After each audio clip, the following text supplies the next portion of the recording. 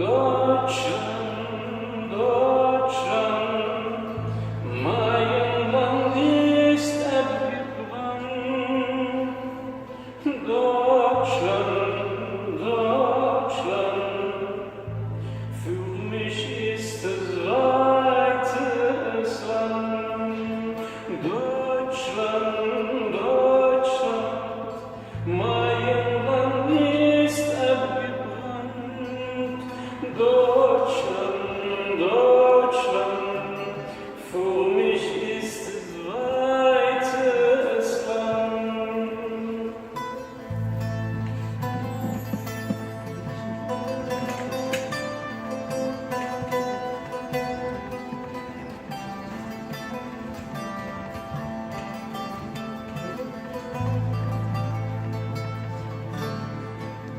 Zeige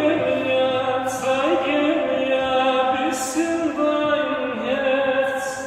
Zeige mir ein bisschen dein Herz. Heile bitte meine Schmerz.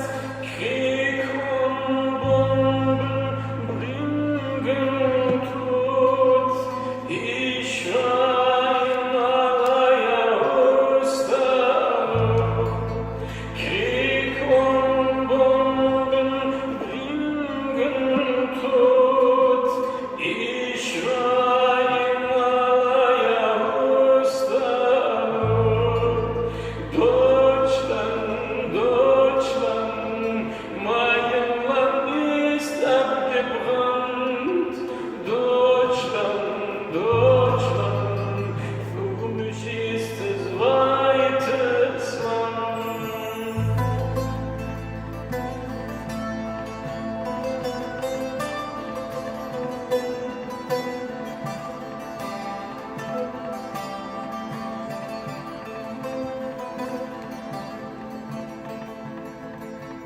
Geflüchtet bin ich aus Rhön.